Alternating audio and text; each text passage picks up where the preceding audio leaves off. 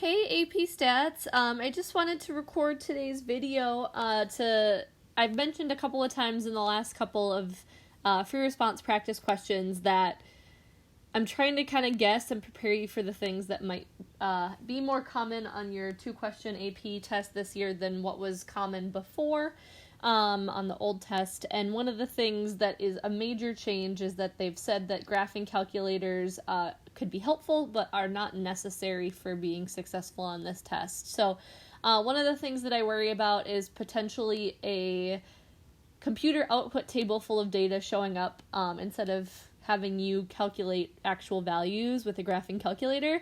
And the only reason I'm worried about that is I want to make sure that you are prepared and know what they look like based on what I've seen in the past on questions, and feel comfortable that even if you haven't seen a table exactly like the one there, that you'll be able to find the information that you need. I just would hate to see you get to a question and know how to do all the parts, but you can't find the numbers that you need to do them. And so I want to make sure that I am trying to give you all the tools that I have. So we're going to practice a couple of things together. I'm going to have you try some things and enter answers here as you go. And then that'll be that. We'll have practice through some questions with computer output tables. So we're going to go over a couple of things with this as well. Some of this was pretty prevalent on yesterday's AP practice question, and so if you did that and watched that video, some of this might feel like a little bit of review to you, but that's okay, I think, to give you some of that review. So here we go. This is a question that we did earlier in the year together as a Frappy. I think you did this in teams, potentially. And it says, a newspaper in Germany reported that the more semesters needed to complete an academic program at the university, the greater the starting salary in the first year of a job. The report was based on a study that used a random sample of 24 people who had recently completed an academic program. Information was collected on the number of semesters each person in the sample needed to complete the program and the starting salary in thousands of euros for the first year of the job. The data on the scatter plot below. So the number of semesters is on our x-axis, and the starting salary in thousands of euros is on the y-axis.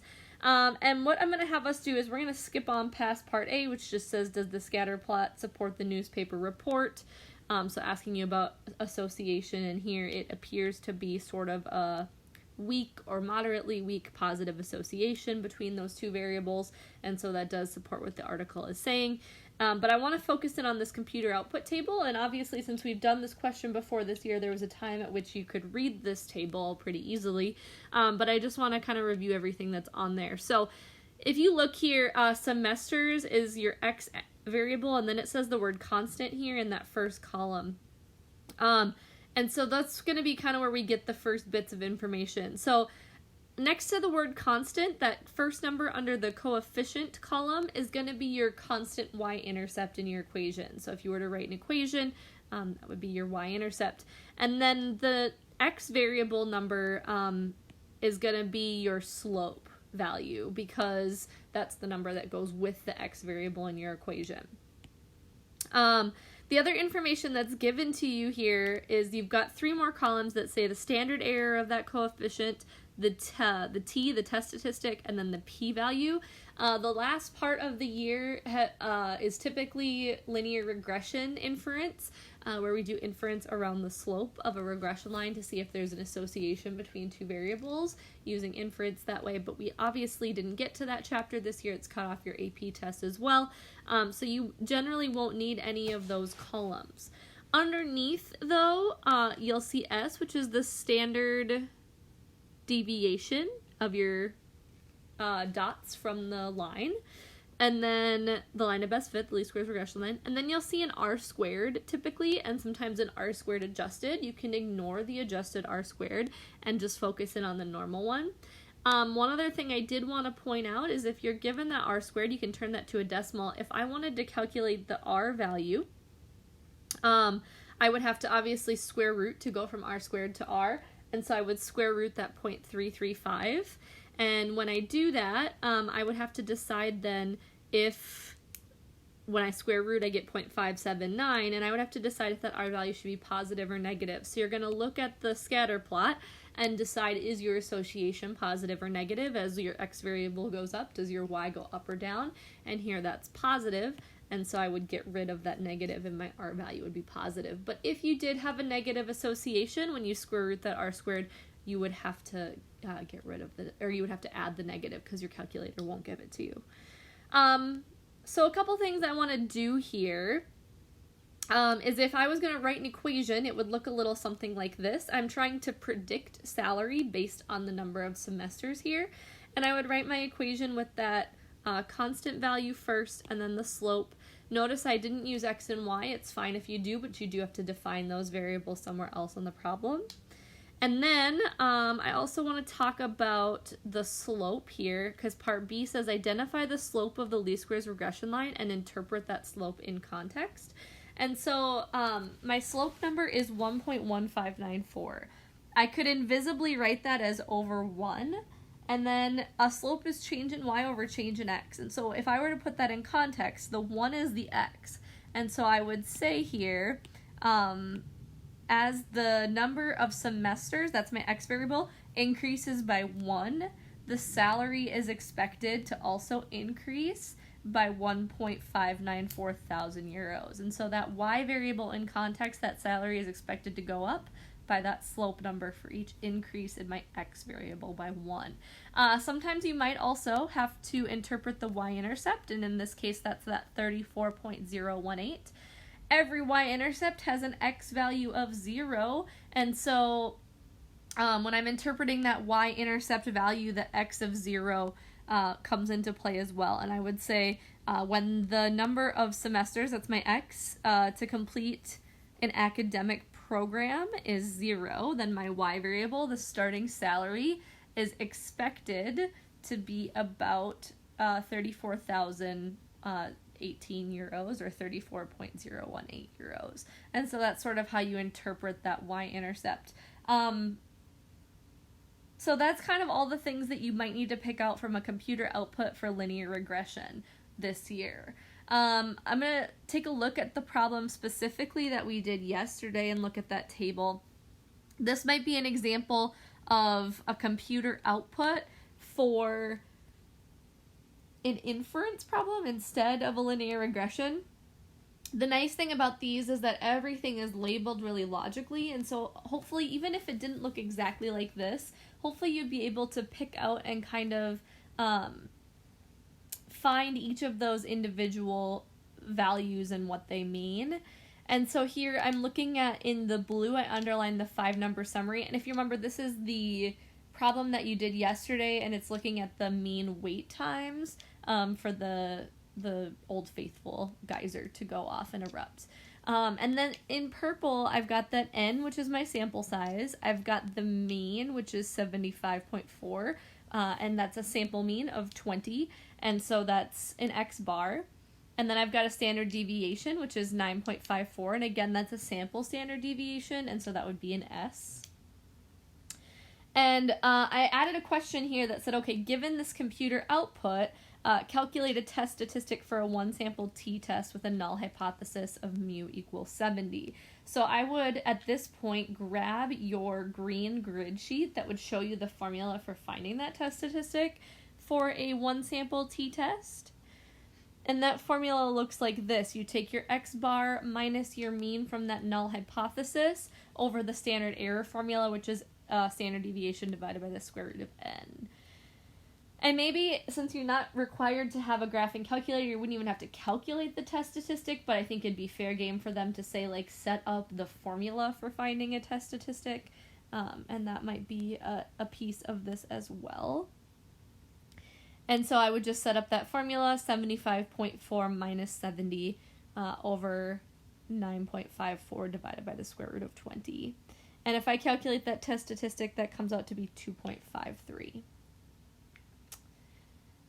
All right, I'm going to have you try a couple of things now. These rest of these problems are all for linear regression. It was really hard for me to find. It's not typical for inference questions for them to give you computer output from old AP questions, because typically they want you calculating those values of test statistics, p-values, and all sorts of that. The only thing that it's really common for is inference on linear regression, but since that isn't part of your content this year, that probably isn't something we should spend any time on. And so what we're going to look at here is 3 problems where I'm going to ask you a series of questions that are all linear regression based, practicing using these computer output tables, so that hopefully this idea is something that sticks with you. You wouldn't have to look it up in the middle of taking your AP test. So, I'm going to read through the questions with you, and then I'm going to have the questions pop up for you to answer, and then I'll kind of go over the answers as you were entering them in. So this first question says it's from 2018, question number 1, and this is an entire free response question. I might have cut off the last part, might have been an inference piece. But for the most part, this is a full-on real AP question from 2018. The manager of a grocery store selected a random sample of 11 customers to investigate the relationship between the number of customers in a checkout line and the time to finish checkout. As soon as the selected customer entered the end of a checkout line, data were collected on the number of customers in line who were in front of the selected customer and the time in seconds until the selected customer was finished with the checkout. The data are shown in the following scatter plot along with the corresponding least squares regression line and computer output. First thing I'm going to have you do is not part of the question, but I'm going to have you do this. You're going to write an equation in context. Okay, so your equation here in the context of this problem should look a little something like this.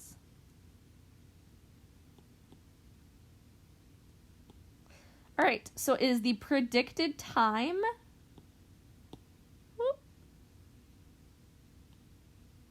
sorry, 1 second. Predicted time equals 72.95 plus 174.4 times the customers. Again, it's just a y equals mx plus b essentially, where my slope and y-intercept came from the constant and then the customer coefficient. Okay, next question you're going to answer is part A that says identify and interpret in context the estimate of the intercept for the least squares regression line. Okay, I think here, oops. I actually read that wrong when I looked at this. We're looking for the estimate of the intercept. And so this intercept is going to be your constant here, 72.95.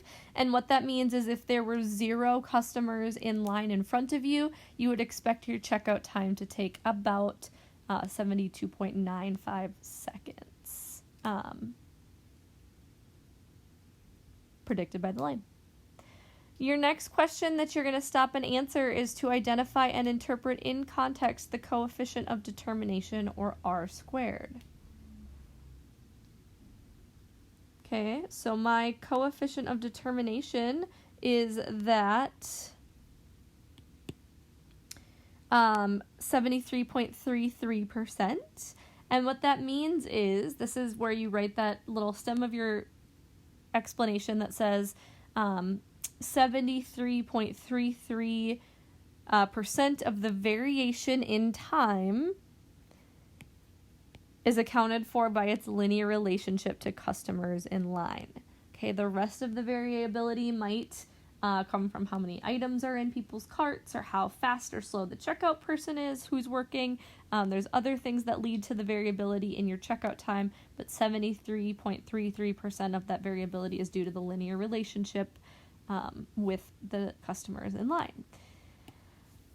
And then part C is going to ask you, one of the data points was determined to be an outlier. Circle the point on the scatter plot and explain why that point is considered an outlier. Okay, the point that is an outlier on the scatter plot is this guy down here. And the reason, there's a lot of different reasons that you could give that would be correct here. You could talk about the fact that it has a large value, a large negative value for its residual. You could say that it doesn't fit within the trend of the relationship between customers in line and the time in seconds. You could talk about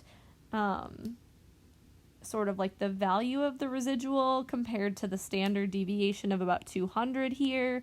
Lots of different things that you could sort of mention for that question, but give me an explanation for why that point is deemed an outlier.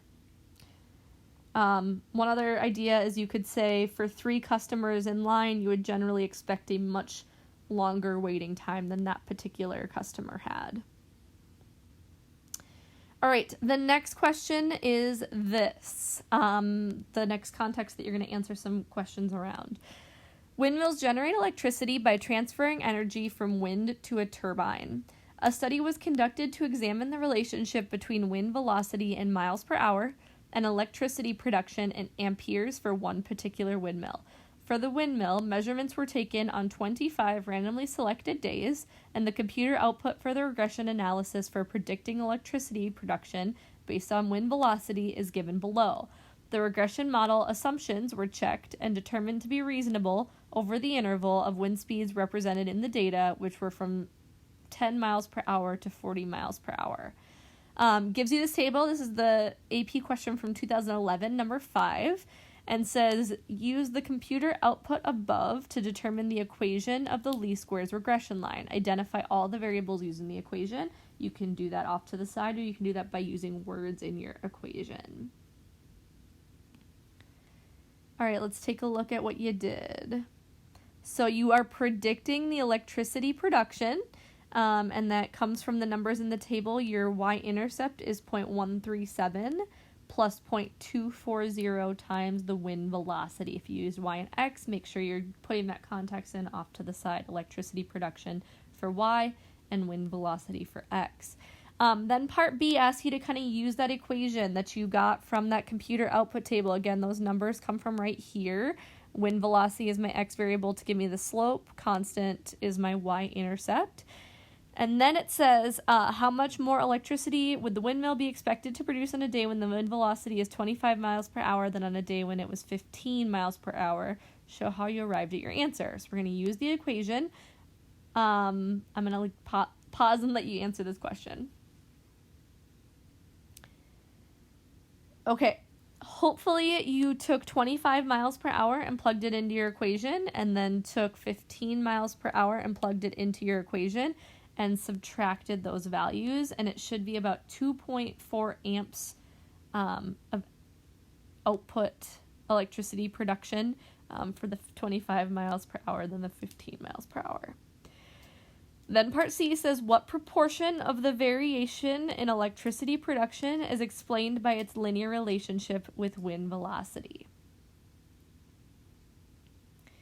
Again, that's sort of like that stem of an explanation for the r squared value. It's kind of exactly what we just talked through on the last problem. And so all you had to do is come up with the fact that that is the definition of what r squared gives me.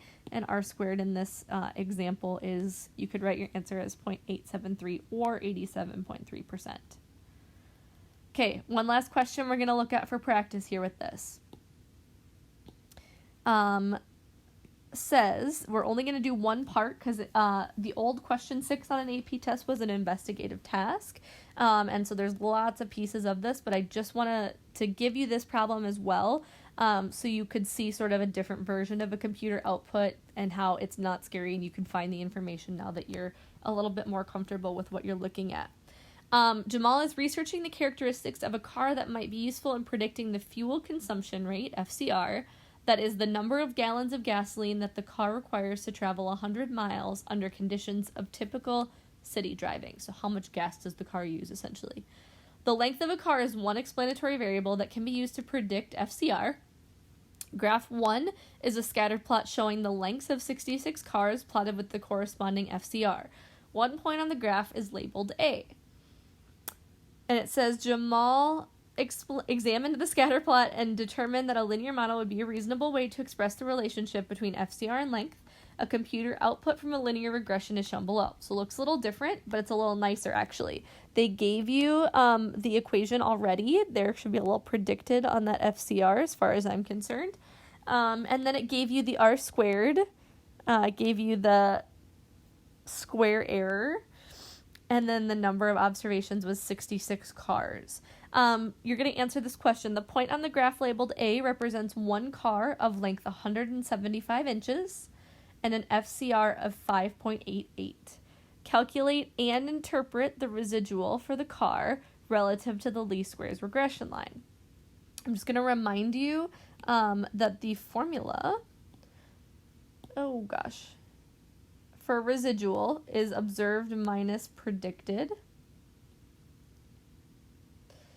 And so you're going to need to look at, for a car of length 175 inches, what's the observed fuel consumption rate, and you're going to have to calculate the predicted fuel consumption rate to find that residual. So pause and do that. All right, let's check what you got. So your observed fuel consumption rate was 5.88. And then to calculate the predicted, I had to plug this 175 into my equation here, in for length. And that gave me a fuel consumption rate of 4.92. I'm going to go ahead and you'll watch me plug it into this equation up here and then subtract those, and I get a positive residual of 0.96. You're going to interpret what that means. And hopefully you said something along these sort of lines. The fuel consumption rate is 0.96 higher than the line predicts. So that positive residual means if I drew in that line, and maybe if I even draw in a line here that kind of goes through, this isn't going to be exact here, but the residual here is about 0.96, meaning A is above the prediction for fuel consumption rate by almost 1 FCR, fuel consumption rate. Hopefully this kind of gives you some confidence if you were to see a computer output. I'm not saying you definitely will, but if it were to show up, hopefully it gives you some more confidence working with those, plus some good review again on that linear regression stuff that we did earlier in the year.